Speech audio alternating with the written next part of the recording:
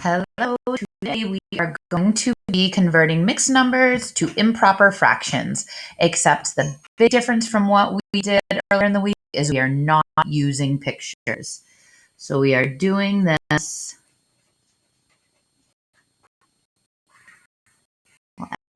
there without pictures, no pictures. So we're going to start with a mixed number. I'm going to start with 8 and 2/3. Now again, let's remember what this means. We have 8 wholes. Okay, that's what that 8 is. It's the whole number. And the 2/3 is the fraction, the 2 being the numerator and the 3 being the denominator. This means we have 8 full groups of 3 and then one group of 3 that's not full. We only have 2 of the parts. Okay? So in order to turn this to an improper fraction, and a reminder that an improper fraction is a fraction with a larger numerator than the denominator, we have to take our denominator, the 3, and multiply it by that number 8. Again, that's saying we have 8 full groups of 3. So I'm going to write that down right here. 8 times 3. So 8 full groups of 3 would mean we have 24 total pieces or 24 total parts to make those 8 wholes. Okay?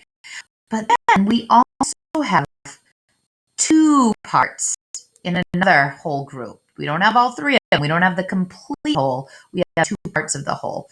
So we're going to add those last parts on. So we're going to take our 24 and we're going to add more parts. And we end up getting 26. That is the number of parts we have now, 26. And that becomes our numerator. We still have the same denominator because that is how many parts are in the whole.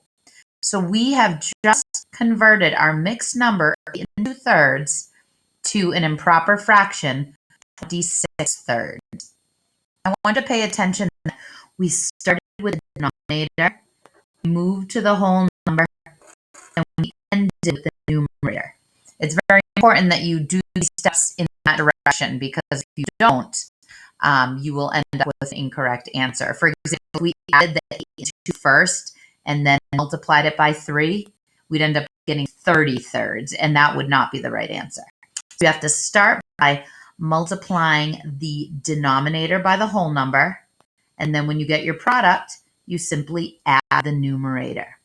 Okay, we're going to do another example right now. I'm going to do that example 4 and 1/5. Okay, so if we follow that same process, we're going to start by taking our denominator, our 5, and multiplying it by our whole number 4. Okay, because we have 4 full groups of 5. 5 is the number of parts in a whole.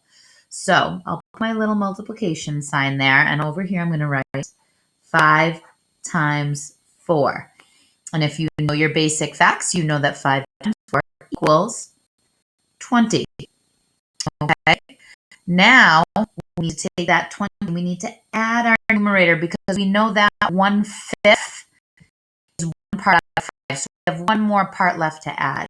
So we'll take our 20 from there, plus 1, and it gives us 21. 21 is now our numerator for proper fraction.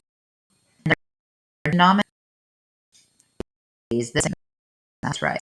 So our is 25. Let's do another practice together. I'll go slow, pause it if you want to, and you can do it alongside to see if you're going to do it correctly. My improper fraction is 3 and 3/7. Okay, so take it and think about what your first step would be. All right, and if you said your first step would be to start with the denominator and multiply it by a whole number, you're right. 7 times 3. Okay, and again, what that means is that we have 3 whole groups that are split into 7 parts. And we have all of the parts for each of those 3 groups. So 7 times 3 equals 21. All right. So now I want you to take a second and think about what our next would be. Okay, if you said that our next step would be to take our 21 and add the numerator 3, then you're correct.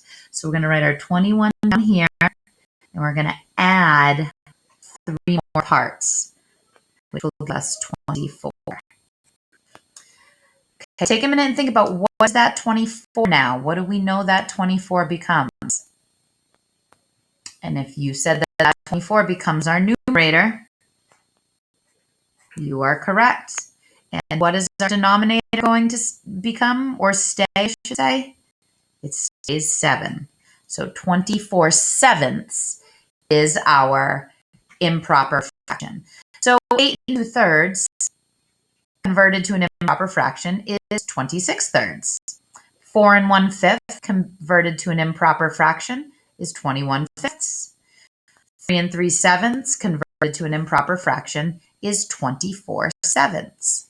Okay, so I'm going to write down the steps we just took in order to make our mixed numbers convert into improper fraction. Step 1 was to multiply the denominator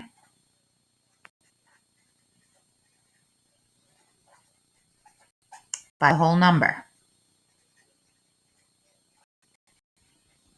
Step number 2 was to take the product of that multiplication fact you just did. So the product is the answer to a multiplication fact.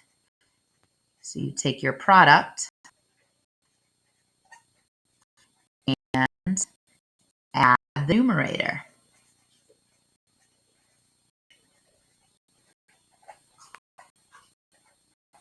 Okay. That number, or that sum, I should say, because the answer to an addition problem is a sum. I'm going to say sum becomes numerator. And then finally, step 3 is that you keep the same denominator.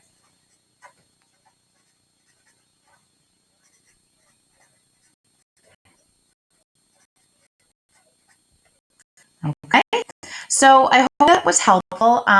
You can make up your own mixed numbers to convert into improper fractions to give it a try. And there will also be some practice on the next slide for you to do in a Google form. Talk to you soon.